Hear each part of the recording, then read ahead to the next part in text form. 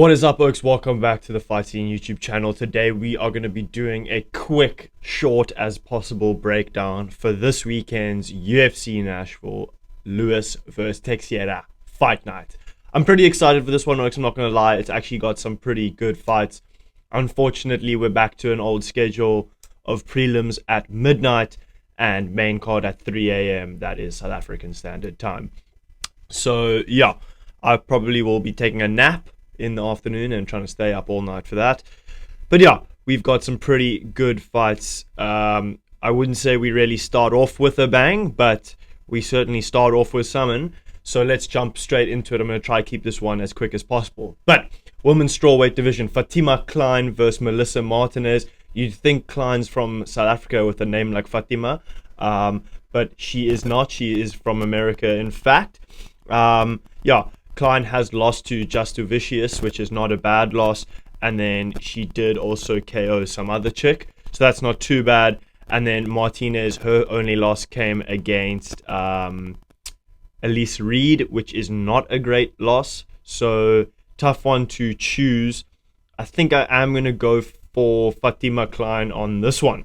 Then moving on to the lightweight division, Mitch Ramirez against Mike Davis. Mitch Ramirez, he has a KO loss to Carlos Prates on the Contender Series, but he is also quite dangerous, quite a knockout artist himself. And then Mike Davis, he has a loss to Ziam, the French prospect, who is pretty good, making waves in the lightweight division. So pretty tough one to call.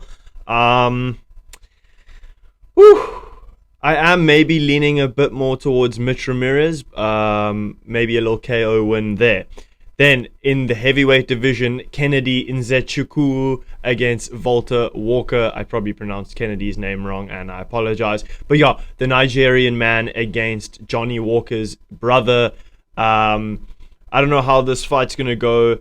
Kennedy, he's obviously quite a gnarly knockout artist. He did knock out Barnett, but I think that was when Biggie Boy got a hamstring or a quad injury, so it doesn't really count. But yeah, he is a pretty big knockout specialist. Obviously, Johnny Walker's brother, Walter Walker, he's a pretty good submission guy. He's got 2 subs in his last 2 fights. He has also KO'd Justin Tuffer, I think, not Junior, who is actually on this card. But yeah, it's going to be a close one.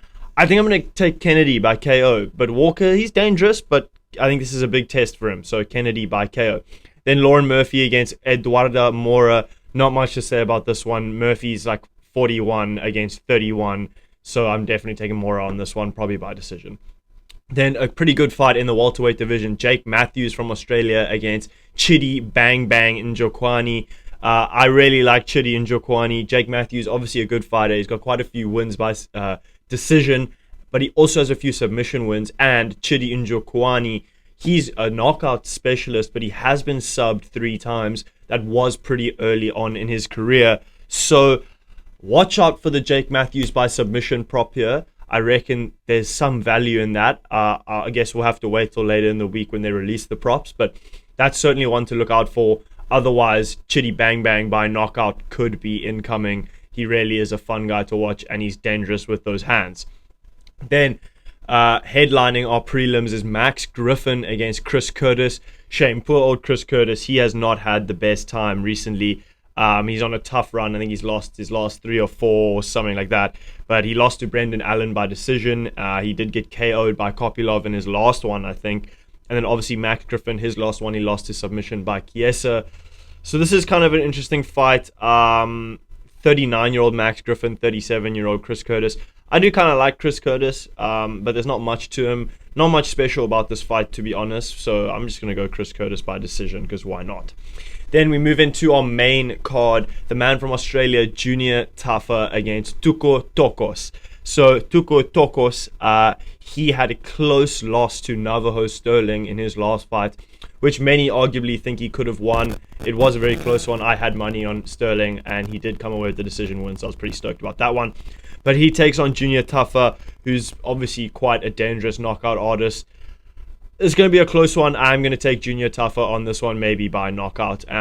Probably first round. I mean, these Tafa boys, they don't really have much gas tank in them. Then moving on, another heavyweight one. We've got some big boys on this card. You cannot deny it. But Vitor Patrino against Austin Lane.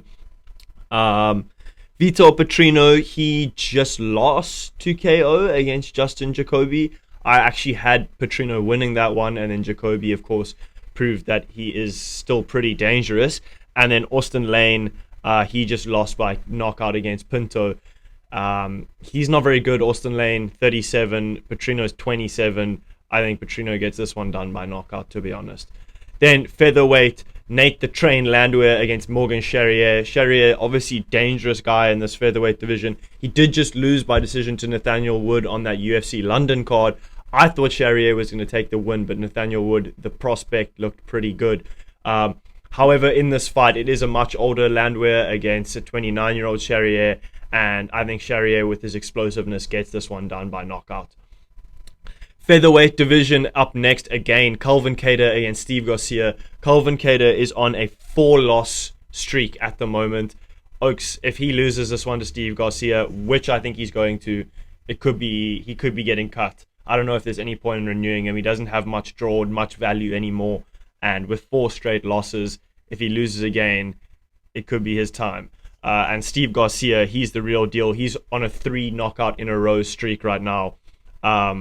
He's super dangerous. Calvin Kada obviously has a chin on him, or had a chin on him.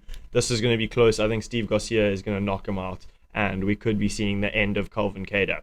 Moving on, welterweight division, and also our co-main, Stephen Thompson against Gabriel Bonfam. Oaks, everyone loves Wonder Boy, including myself, but unfortunately he comes up against Gabriel Bonfam in this one, who is the real deal. And Bonfam, a very dangerous submission threat, and I see him getting this one to the ground and probably winning by submission against Stephen Thompson.